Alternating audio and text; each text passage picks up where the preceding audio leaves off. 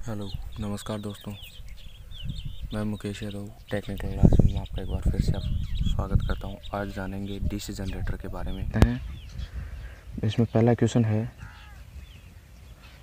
DC generator में x रूप से चिन्हित भाग का क्या नाम है। डीसी जनरेटर जो ये डीसी जनरेटर का कोई भाग दिया हुआ है ये चित्र में, इसमें जो एक्स चिन्हित जो ये मार्किंग कर रखा है ये वाला, ये इस चित्र का क्या नाम है।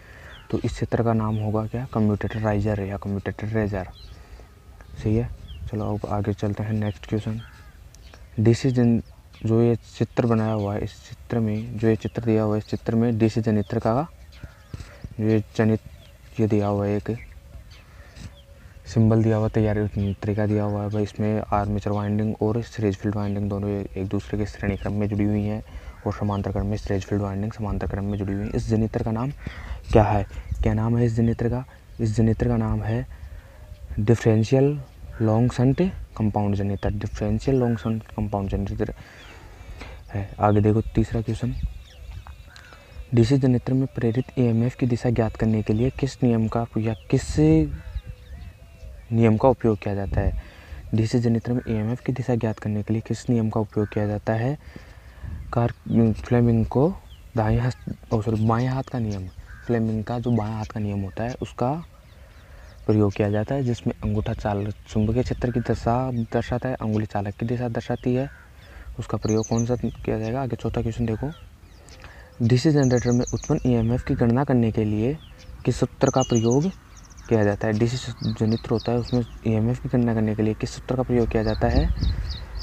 ईएमएफ की गणना करने के लिए Zn इंटू पी अपॉन क्या होगा 60 इंटू 5 इंटू पी। इसका जो मात्रक होता है वो होता है वोल्ट। ओके, आगे देखते हैं चौथा क्वेश्चन, ईएमएफ की गणना करने के लिए किस सूत्र का। भाई यहाँ पर क्या पूछ रहा है, डीसी जनरेटर में उत्पन्न ईएमएफ पूछ रहा है। यहाँ पर ईएमएफ यहाँ पर मोटर है। डीसी मोटर में ईएमएफ की गणना करने के लिए किस सूत्र का प्रयोग किया जाता है। डीसी मोटर होती है उसमें ईएमएफ की गणना करने के लिए किस सूत्र का प्रयोग किया जाएगा। किस सूत्र का प्रयोग किया जाएगा, इसमें सी ऑप्शन राइट आएगा। ईबी बराबर V minus I A dot R A. देखो भाई यहाँ पर वी होता है वोल्ट, जो इनपुट वोल्टेज देते हैं हम वो, और आई है जो आर्मेचर विद्युत धारा ले रहा है, आर्मेचर के द्वारा खपत विद्युत धारा और आर्मेचर का प्रतिरोध। सही है। आगे देखो छठवां क्वेश्चन, डीसी जनरेटर में एक्स रूप से चिन्हित भाग को किस नाम से जाना जाता है। भाई ये वाला भाग है, ये वाला भाग है, इसको चिन्हित किया गया है तो इसको क्या बोलेंगे हम, पोल सू। सही है।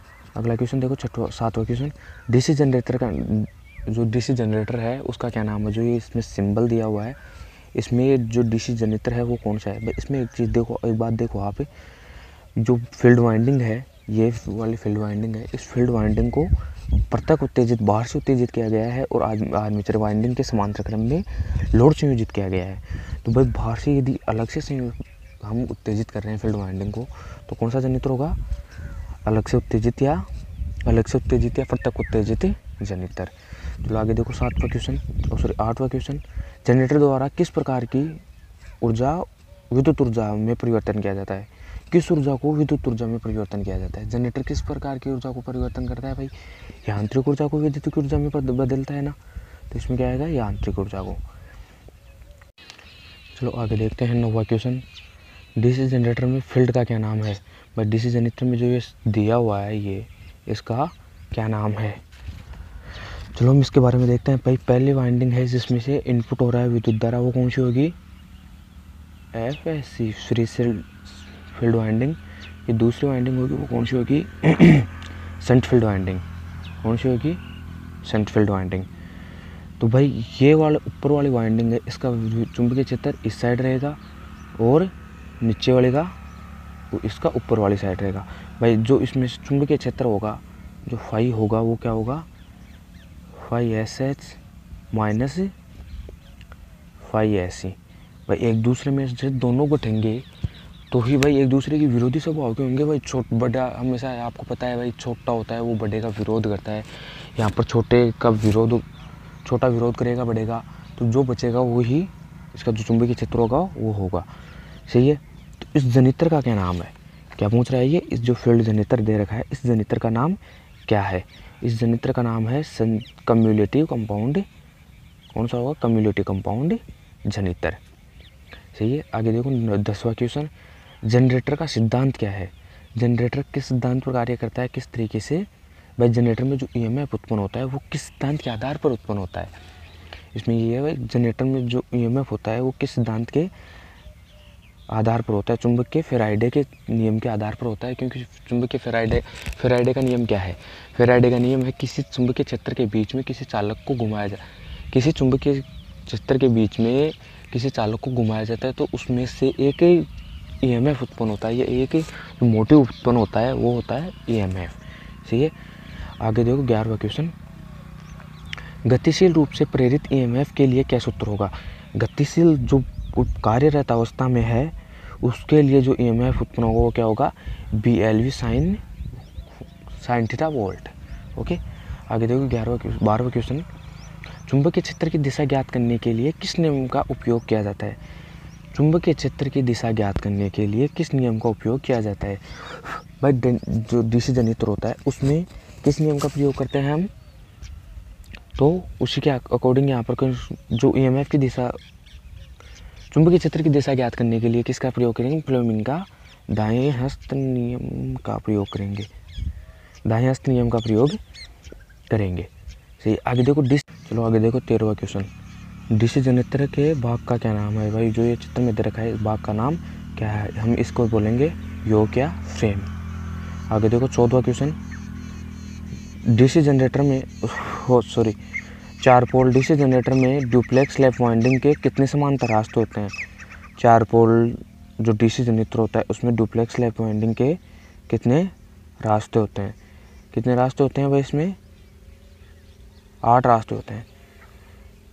जो कहने का मतलब जो कार्बन ब्रशेज लगी होंगी वो कितनी होंगी, 8 कार्बन ब्रशेज लगी होंगी। एक पोल की 2 कार्बन ब्रशेज, यानी 2 पोल का जनित्र है तो 4 कार्बन ब्रश। चलो आगे देखते हैं 15वां क्वेश्चन, डीसी जनरेटर का भाग का नाम बताइए। भाई जो चित्र में दे रखा है उस भाग का नाम क्या है। इस भाग का नाम है आर्मेचर कोर, जो आर्मेचर लेमिनेटेड कोर होती है वो है। सही है। आगे 16वां क्वेश्चन देखो, डीसी जनरेटर में इंटरपोल जुड़े होते हैं। जो डीसी जनरेटर में इंटरपोल स्थापित किए जाते हैं, जो डीसी जनरेटर के इंटरपोल होते हैं वो किस क्रम में जुड़े होते हैं, वो आर्मेचर के श्रेणी क्रम में जुड़े होते हैं। आर्मेचर के सीरीज जो श्रृंखला होती है उसी में जुड़े होते हैं। सही है। आगे देखो 17वां क्वेश्चन, एक स्व उत्तेजित जनित्र में अवशिष्ट चुंबकत्व की आवश्यकता क्यों होती है। क्यों होती है भाई उसमें आवश्यकता, क्योंकि यदि अवशिष्ट चुंबकत्व नहीं होगा तो जो वोल्टेज होगा, वो जो वोल्टेज उत्पादन होता है वो ईएमएफ उत्पन्न नहीं होगा उसमें। हमें आपने थोड़ी देर पहले बताया था भाई, जो फ्लेमिंग का नियम होता है किसी चुंबकीय क्षेत्र में चालक को घुमाने पर ईएमएफ उत्पन्न होता है। यदि उसमें अवशिष्ट चुंबकत्व नहीं होगा तो भाई वो ऑटोमेटिकली कहाँ से ईएमएफ उत्पन्न कहाँ से करेगा। इसलिए क्या काम में आता है भाई, आवश्यकता क्यों होती है अवशिष्ट चुंबकत्व की, वोल्टेज का निर्माण करने के लिए। आगे देखो 18वां क्वेश्चन, डीसी मशीनों में वे कौन से 2 बिंदु हैं जो ब्रश से संपर्क का प्रतिरोध मापते हैं। जो ब्रश का जो प्रतिरोध होता है, जो ब्रश में जो ब्रश लगी होती है वो और आर्मेचर के बीच का जो प्रतिरोध मापा जाता है, जो प्रतिरोध होता है वो कौन से सिरे मापते हैं, वो होता है ब्रश और कम्यूटेटर के बीच का प्रतिरोध। कौन से ब्रश और कम्यूटेटर के बीच का प्रतिरोध। आगे देखो 19वां क्वेश्चन, किस वोल्टेज ड्रॉप को x के रूप में चिन्हित किया गया है। भाई ये x जो चिन्हित किया हुआ है ये वाला, वो किस वोल्टेज ड्रॉप को किया गया है। सही है। कौन से वोल्टेज ड्रॉप को किया गया है, ये जो आर्मेचर रिएक्शन ड्रॉप होता है उसके बारे में बताया गया है। आर्मेचर रिएक्शन की वजह से कितना वोल्टेज, कितने टाइम में कितना वोल्टेज खपत होता है या कितना वोल्टेज कम होता है। आगे देखो 20वां क्वेश्चन, कंपाउंड जनरेटर का नाम क्या है यदि शंट फील्ड आर्मेचर के समांतर क्रम में जुड़ा हो। जो शंट फील्ड है वो आर्मेचर के समांतर क्रम में जुड़ रहा है तो कौन सा होगा, तो क्या बोल रहा है ये, देखो सॉरी, देखो भाई, शंट फील्ड आर्मेचर के समांतर क्रम में जुड़ा हो। भाई इस कंडीशन में बता रहा है ये आर्मेचर के समांतर क्रम में यहाँ पर लोड हो गया, सही है। तो ये कौन सा होगा, कौन सा होगा ये वाला, शंट। भाई दोनों आपस में एक दूसरे के समांतर क्रम में जुड़े हैं तो कौन सा जनित्र हो जाता है, शंट जनित्र। शॉर्ट में है, शॉर्ट जनित्र होगा क्योंकि यहाँ पर जो वाइंडिंग है वो शॉर्ट में लगवा रखी है इसने, सही है। आगे देखो 21वां क्वेश्चन, क्यों एक डीसी जनरेटर के आर्मेचर कोर पटलित होते हैं। जो डीसी जनरेटर के आर्मेचर कोर होते हैं वो पटलित यानी तिरछे क्यों होते हैं। तिरछे होने का कारण क्या है, उसमें जो भंवरदार क्षति है उसका मान को कम करने के लिए उनको पटलित या तिरछे किया जाता है। आगे देखो, डीसी जनित्र का आर्मेचर प्रतिरोध बहुत कम होता है। क्यों होता है, क्योंकि आर्मेचर धारा, डीसी जनित्र का जो आर्मेचर प्रतिरोध होता है वो बहुत कम होता है। क्यों, क्योंकि जो आर्मेचर वोल्टेज ड्रॉप करता है वो बहुत ही कम करे या नगण्य के समान करे। आर्मेचर का प्रतिरोध होता कितना है ये भी पता है क्या आपको, आर्मेचर का प्रतिरोध होता है 1 ओम, ओनली 1 ओम, सही है। आगे देखो 23वां क्वेश्चन, डीसी जनरेटर को घड़ी की दिशा में ही क्यों चलाना चाहिए। डीसी जनरेटर को घड़ी की दिशा में चलाना क्यों चाहिए, क्योंकि यदि डीसी जनरेटर को विपरीत दिशा में घुमाएंगे, एक बार क्लॉकवाइज और एक बार एंटी क्लॉकवाइज, तो जो अवशेष चुंबकत्व है, एंटी क्लॉकवाइज चलाते हैं फिर एंटी क्लॉकवाइज चला देते हैं तो जो अवशेष चुंबकत्व होता है वो नष्ट हो जाता है, सही है। अवशेष चुंबकत्व की रक्षा करने के लिए, अवशेष चुंबकत्व को बचाने के लिए हमेशा जनरेटर को कौन से क्रम में चलाते हैं, कौन से में चलाते हैं, हमेशा क्लॉकवाइज घड़ी की दिशा में ही चलाते हैं। आगे देखो 23वां क्वेश्चन, बड़े डीसी जनित्र में घुमावदार क्षतिपूर्ति क्यों की जाती है। बड़े डीसी जनित्र में घुमावदार क्षतिपूर्ति की जाती है, किसके द्वारा की जाती है घुमावदार क्षतिपूर्ति, आर्मेचर जो प्रतिक्रिया होता है उस जो आर्मेचर रिएक्शन होता है उसको बेअसर करके, आर्मेचर रिएक्शन को गायब करके। आगे देखो 25वां क्वेश्चन, डीसी जनरेटर में वोल्टेज निर्माण करने में विफल होने का कारण क्या है। भाई यदि कोई डीसी जनरेटर वोल्टेज नहीं बना पा रहा है उसका सबसे अहम कारण क्या है, ऑप्शन में है, देखो इसमें ऑप्शन देखो भाई, इसका ब्रश से संयोजन डिले, ब्रश का तो कोई इफेक्ट नहीं होता है। आर्मेचर प्रतिरोध तो भाई फिक्स बनाया जाता है। फील्ड प्रतिरोध क्रांतिक प्रतिरोध से बहु है, यानी कि जो फील्ड प्रतिरोध है वो जो हम लोड लगा रखे हैं उससे भी ज़्यादा होगा। यदि लोड ज़्यादा होगा फील्ड प्रतिरोध के मान से तो जो जनरेटर है वो ईएमएफ उत्पन्न नहीं कर पाएगा। ओके, आगे देखो 26वां, जनरेटर का नाम क्या है यदि इसका जनरेटर का नाम क्या है यदि इसका क्षेत्र आर्मेचर के समांतर क्रम में जुड़ा हो। दोनों क्षेत्र जो फील्ड वाइंडिंग है और आर्मेचर वाइंडिंग दोनों किस क्रम में बता रहे हैं, इसमें एक दूसरे के समांतर क्रम में बता रखे हैं। कौन समांतर क्रम में बता रखे हैं तो कौन सा होगा, समांतर क्रम में कौन सा होता है, शंट, ये गलत हो गया, जो शंट जनरेटर होगा वो होगा इसमें, ए ऑप्शन आएगा भाई इसका, एक ऑप्शन ए इसमें, ये बी के मार्किंग हो गया देख लेना। फिर आगे देखो 27वां क्वेश्चन, 27वां क्वेश्चन देखो, डीसी जनरेटर में पोल शू का मुख्य उद्देश्य क्या होता है। पोल शू का उद्देश्य क्या होता है भाई, पोल शू जो पोल्स होता है, पोल के नीचे पोल शू लगाया जाता है, वो पोल शू क्यों लगाया जाता है, उसका सबसे मुख्य उद्देश्य क्या होता है। सबसे मुख्य उद्देश्य होता है उसका जो एयर गैप होता है उसको समान रूप से फैलाकर उस जो फ्लक्स होता है उसको काफ़ी चौड़ाई में फैलाना, सही है। आगे देखो 28वां क्वेश्चन, आगे देखो क्वेश्चन नंबर 28, डीसी जनरेटर में स्लिप रिंग का कार्य क्या होता है। भाई दो होती हैं, एक होती है स्लिप रिंग और दूसरा होता है स्लिप रिंग। स्लिप रिंग का दूसरा नाम होता है कम्यूटेटर, सही है। कम्यूटेटर का करना जो काम होता है वो क्या होता है, उसका काम होता है जो डीसी जनरेटर है जो धारा होती है उसको एक ही दिशा में बहना, यानी जो पॉजिटिव धारा है उसको पॉजिटिव में और नेगेटिव धारा को नेगेटिव एक ही दिशा में रखना, सही है। आगे देखो 29वां क्वेश्चन,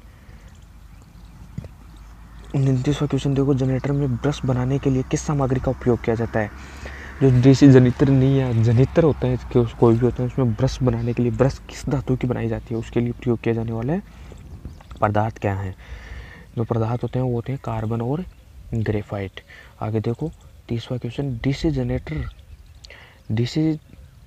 जनरेटर अपने अवशिष्ट चुंबकत्व को खो देता है। भाई कई बार क्या होता है, हम जो जनित्र होते हैं वो अपने अवशिष्ट चुंबकत्व को खो देते हैं। क्यों खोते हैं वो अपने अवशिष्ट चुंबकत्व को? इसमें ऑप्शन है, पहला है भारी शॉर्ट सर्किट के कारण, ये भी नहीं होता है। भाई सबसे अहम बात होती है, यदि कोई भी जनित्र है उसको काफ़ी लंबे समय तक बिना काम में नहीं लिया है, तो वो हमेशा अपना जो अपना चुंबकीय क्षेत्र है वो खो देगा, क्योंकि काफ़ी टाइम से यदि काम में नहीं लेंगे, जो अवशिष्ट चुंबकत्व है उसका जीरो हो जाएगा, वो नष्ट हो जाएगा। दूसरा होता है, यदि हम डीसी जनित्र को उल्टी सुल्टी यानी कि एक बार क्लॉकवाइज और एक बार एंटी क्लॉकवाइज यानी घूर्णन दिशा परिवर्तन करते रहते हैं, तो भी डीसी जनित्र अपना जो अवशिष्ट चुंबकत्व है वो खो देगा। तो इसमें क्या होगा, रोटेशन की दिशा अक्सर बदलती रहती है। सही है। आगे देखो 31वां क्वेश्चन, एक जनरेटर में योक और ध्रुव के माध्यम से चुंबकीय सर्किट कैसे पूरा होता है? योक और ध्रुव के माध्यम से जो चुंबकीय क्षेत्र होता है वो कैसे पूरा होता है? इसमें देखो कौन सा ऑप्शन होगा, इसमें आर्मेचर कोर होता है। जो आर्मेचर कोर के द्वारा जो योक और चुंबकीय ध्रुव होते हैं उनका जो सर्किट होता है वो पूरा होता है आर्मेचर कोर के द्वारा। इसमें देखो यहाँ पर एक चुंबकीय क्षेत्र है, यहाँ पर है एक, सही है, ये दोनों चुंबकीय क्षेत्र है, इनके चारों तरफ क्या है, बॉडी है, सही है। इसके बीच में जो ये क्षेत्र है, बीच वाला क्षेत्र, यहाँ से चुंबकीय बल रेखाएं जाएंगी, उनको जाने के लिए भाई कुछ तो चाहिए जिनसे वो एक होते हुए गुजरे। तो इसके बीच में क्या आता है, आर्मेचर। आर्मेचर से होते हुए गुजरती है ना, तो जो आर्मेचर की जो कॉइल होती हैं वो ही इसमें काम करेंगी। आगे देखो 32वां क्वेश्चन, डीसी शंट जनरेटर में लोड बढ़ने पर टर्मिनल वोल्टेज कम क्यों होता है? शंट जनरेटर में लोड बढ़ने पर टर्मिनल वोल्टेज कम क्यों होता है? क्योंकि डीसी जो शंट जनरेटर होता है वो कैसे होता है, एक दूसरे आर्मेचर और वो दूसरी होती है क्या, आर्मेचर और फील्ड वाइंडिंग दोनों एक दूसरे के समांतर क्रम में जुड़ी होती हैं, सही है। तो जो लोड बढ़ेगा तो आर्मेचर का जो वो टर्मिनल वोल्टेज है वो कम होने का सबसे अहम कारण है। इसमें क्या होगा भाई, जो आर्मेचर रिएक्शन होता है, जो आर्मेचर का प्रभाव होता है, आर्मेचर प्रतिक्रिया प्रभाव, उसके कारण सबसे ज़्यादा इफेक्टिव पड़ता है और वोल्टेज का मान कम होता है। आगे देखो 33वां क्वेश्चन, लंबी दूरी की वितरण लाइनों के लिए किस प्रकार के डीसी जनरेटर का उपयोग किया जाता है? किस प्रकार के डीसी जनरेटर का? जो कम्युलेटिव कंपाउंड जनित्र होते हैं उनका प्रयोग किया जाता है। भाई एक जगह से लाइनों में एक जगह से दूसरी जगह पर वोल्टेज ले जाया जाता है, तो जो लाइन वोल्टेज खपत होता है, जो लाइन वोल्टेज होता है कम करते हैं, लाइन के द्वारा वोल्टेज कम होता है, उसको वापस पूरा करने के लिए किसका प्रयोग करते हैं? कम्युलेटिव कंपाउंड जनित्र का प्रयोग करते हैं। आगे देखो 34वां क्वेश्चन, डीसी जनरेटर में इंसुलेशन प्रतिरोध को बेहतर बनाने के लिए किस विधि का उपयोग किया जाता है? डीसी जनरेटर में जो प्रतिरोध होता है, इंसुलेशन प्रतिरोध होता है, उसको बेहतर बनाने के लिए किस विधि का प्रयोग किया जाता है? रखाव के जो मशीन का मेंटेनेंस होता है उसके दौरान मशीन में गर्म हवा देना, जिससे क्या होता है, कई बार मशीन गर्म होती है, वाइंडिंग गर्म होती है, वाइंडिंग गर्म होने पर जो इसका इंसुलेशन होता है, जो प्रतिरोध इंसुलेशन होता है, वो एक साइड में गर्म होकर एक तरफ हो जाता है, तो उसको वापस बराबर करने के लिए उसमें गर्म हवा देने की ज़रूरत पड़ती है। आगे देखो 35वां क्वेश्चन, अवशिष्ट चुंबकत्व के अभाव में किस प्रकार का डीसी जनरेटर काम करता है? अवशिष्ट चुंबकत्व का अभाव में यदि अवशिष्ट जो जनित्र है उसमें अवशिष्ट चुंबकत्व नहीं है तो भी किस प्रकार का जनित्र कार्य करेगा? जो प्रत्यक्ष उत्तेजित जनित्र होता है वो हमेशा कार्य करेगा, क्योंकि उसमें जो फील्ड पोल्स को उत्तेजित करने के लिए जो सप्लाई वोल्टेज होंगे वो हम बाहर से देते हैं, तो उसमें इंटरनल चुंबकीय क्षेत्र की कोई आवश्यकता नहीं पड़ती है। आगे देखो 36वां क्वेश्चन, आर्क वेल्डिंग के लिए किस प्रकार के डीसी जनित्र या डीसी जनरेटर का प्रयोग किया जाता है? आर्क वेल्डिंग के लिए किस प्रकार के जनित्र का प्रयोग किया जाता है? डिफरेंशियल कंपाउंड जनित्र का प्रयोग किया जाता है, सही है। आगे देखो 37वां क्वेश्चन, डीसी जनरेटर में तरंग वाइंडिंग की विशेषता क्या है? भाई जो भी डीसी जनरेटर होता है उसमें तरंग वाइंडिंग की विशेषता क्या होती है? क्योंकि वो वाइंडिंग हमेशा कम धारा व उच्च वोल्टेज को वहन करती है। धारा का मान कम और वोल्टेज वहन क्षमता ज़्यादा होती है उसकी। आगे देखो 38वां क्वेश्चन, डीसी जनरेटर में कम्यूटेटर संयोजन में प्रयुक्त जो प्रतिरोध तार होता है उसका क्या होता है। जो ये बीच वाला ये देखो, इसमें जो प्रतिरोधक तार लगा रखा है इसका क्या कारण है, क्यों लगाते हैं ये तार। ये जो भाई धारा की दिशा होती है उसे आसानी से बदलने के लिए, धारा की दिशा को बदलने के लिए इस तार का या जो प्रतिरोध लगाया जाता है इसका उद्देश्य धारा की दिशा को बदलना होता है। आगे देखो 39वां क्वेश्चन, डीसी जनरेटर में ठोस पोल शू का उपयोग क्यों किया जाता है। जो ठोस पोल शू होते हैं उनका उपयोग करने का कारण क्या है, क्या कारण होता है भाई। इसमें जो चुंबकीय पथ है, चुंबकीय पथ रिलैक्टेंस को कम करने के लिए, चुंबकीय क्षेत्र में जो होता है उसको कम करने के लिए। आगे देखो 40वां क्वेश्चन, बड़ी क्षमता के डीसी जनरेटर योग बनाने के लिए किस धातु का, भाई जो डीसी जनरेटर होते हैं, बड़ी क्षमता के डीसी जनरेटर होते हैं, उनमें उनकी बॉडी योग बनाने के लिए किस धातु का प्रयोग किया जाता है। किस धातु का प्रयोग किया जाता है भाई इसमें, रोल्ड स्टील का। और जो नरम छोटे जनरेटर होते हैं उसमें किसका लिया जाता है, उसमें ढलवा लोहे का। सही है। आगे देखो 41वां क्वेश्चन, डीसी जनरेटर में स्लिप रिंग का क्या कार्य है। जो स्लिप रिंग लगी होती है डीसी जनरेटर में उनका क्या है। स्लिप रिंग का मतलब है यहाँ पर कम्यूटेटर। क्या है इसमें, यहाँ पर स्लिप रिंग का मतलब है कम्यूटेटर। पहले भी एक ऐसा क्वेश्चन था कुछ, तो उसका क्या आंसर था, इसका मतलब होगा धारा को एक ही दिशा में धारा को एक ही दिशा में चलाना या एक दिशा में रूपांतरित करना, बदलना। यहाँ पर होगा एक ही दिशा में आउटपुट बनाना। भाई जहाँ जिस से प्लस पॉजिटिव दे रहा है उससे पॉजिटिव और नेगेटिव वाले से हमेशा नेगेटिव ही मिलेगी। आगे देखो 42वां क्वेश्चन है, डीसी जनरेटर में किस प्रकार का वोल्टेज गतिशील रूप से प्रेरित होता है।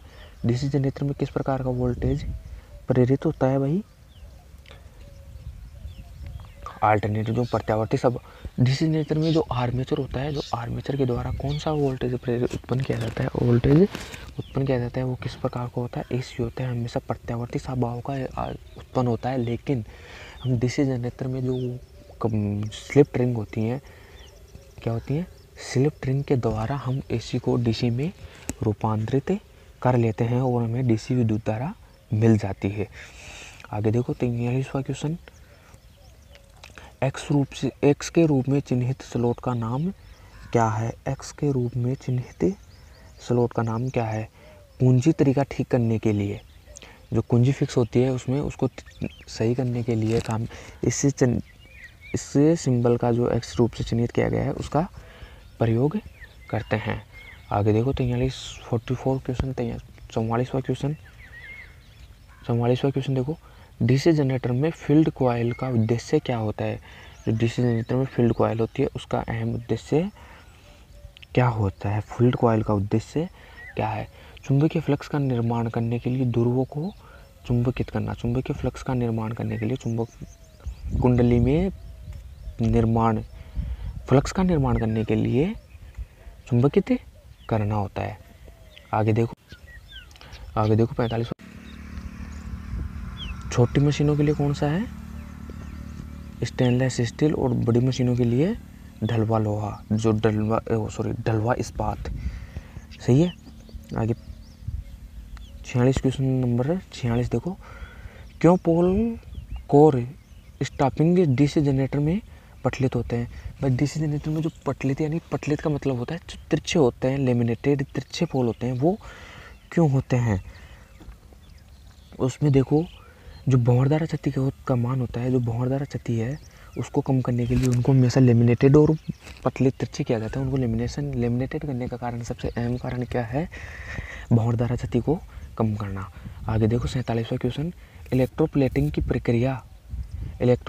की प्रक्रिया के लिए किस प्रकार के डीसी जनरेटर का उपयोग किया जाता है। जो इलेक्ट्रोप्लेटिंग होती है, एक धातु पर दूसरी धातु की परत चढ़ाने की जो क्रिया होती है, उसके लिए किस प्रकार के डीसी जनरेटर का प्रयोग किया जाता है?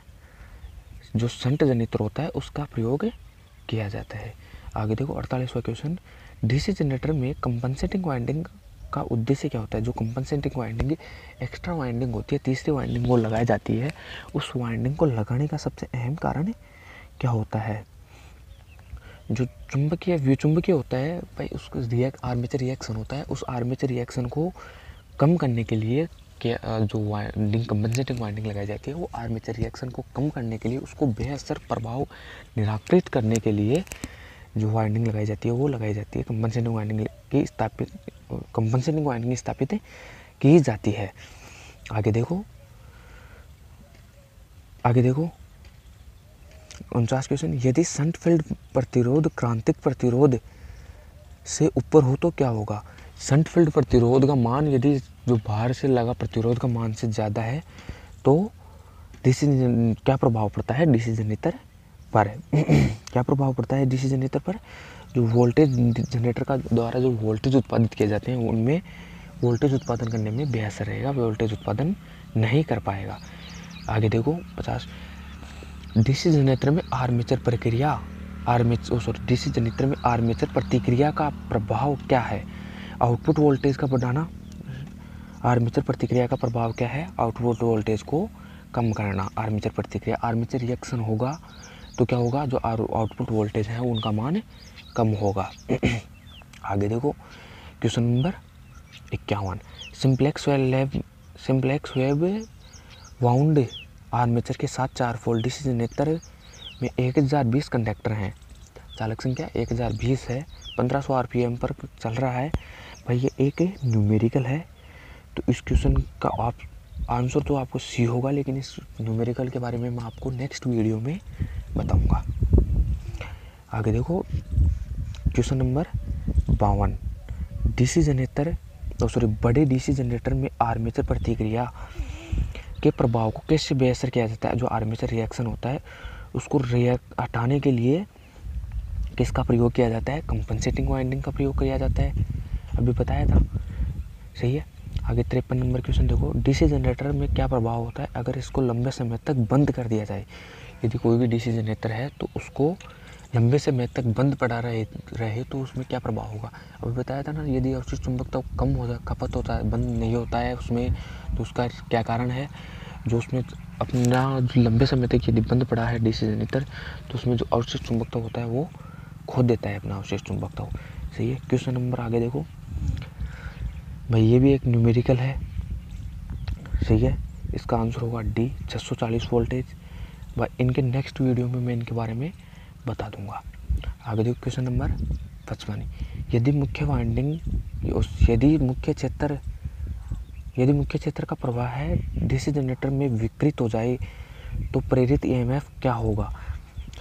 यदि विपरीत हो जाता है या विकृत हो जाता है, यदि खत्म हो जाता है तो उसमें ईएमएफ क्या होगा? ईएमएफ जो वोल्टेज, जो उत्पन्न वोल्टेज होंगे उनका मान कम हो जाएगा। आगे देखो क्वेश्चन नंबर 56, डीसी जनरेटर में ब्रश में भारी स्पार्किंग के कारण क्या है? डीसी जनरेटर में यदि स्पार्किंग हो रही है, जो ब्रश होती है वहाँ पर भारी स्पार्किंग, नॉर्मल स्पार्किंग तो डीसी जनरेटर में हमेशा होती है, यदि ज़्यादा स्पार्किंग हो रही है तो उसमें उसका सबसे ज़्यादा इफेक्टिव कारण क्या है?